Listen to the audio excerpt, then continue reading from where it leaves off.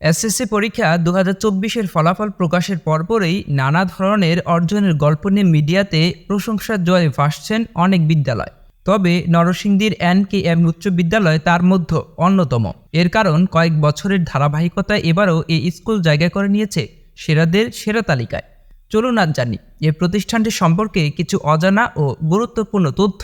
জানা যাক এই বিদ্যালয়টি কবে এবং কিভাবে প্রতিষ্ঠিত হয়েছে সেই ইতিহাস। NKM high school and homes নরসিংদীতে অবস্থিত।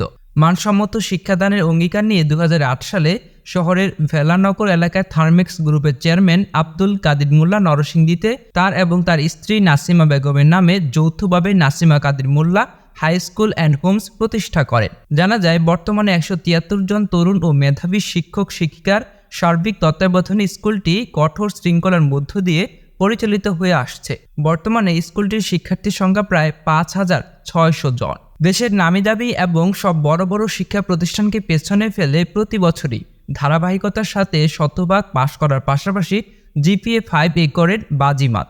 এবারও এসএসসি পরীক্ষা 295 জন শিক্ষার্থীদের মধ্যে 294 জনই পান GPA 5 আর অন্য এক শিক্ষার্থী পান 4.94। এ দেখে সামাজিক যোগাযোগ মাধ্যম সহ এলাকাবাসীর প্রশংসার মুখে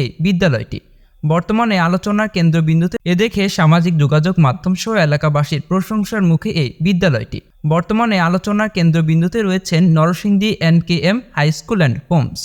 বিভিন্ন তথ্য থেকে জানা যায় 2017 সালে এসএসসি পরীক্ষায় 164 জন শিক্ষার্থী অংশ নিয়ে সবাই GPA 5 পেয়েছিল।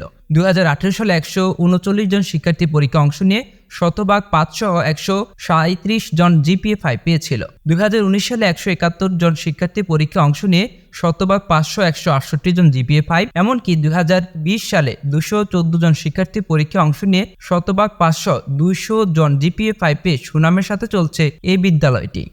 দেশ বিদেশে আলোচিত বিষয় নিয়ে সবসময় ভিডিও পেতে স্কিলভির সাথেই থাকুন। আর অবশ্যই সবার আগে আমাদের সব ভিডিও দেখে স্কিলভি চ্যানেলটিকে এখনই সাবস্ক্রাইব করুন এবং পাশে থাকা বেল আইকনটিতে ক্লিক করতে ভুলবেন না। আর কমেন্ট করে আপনার মতামত জানান এবং ভিডিওটি অন্যরা যেন দেখতে পারে সেজন্য এখনই শেয়ার করে দিন।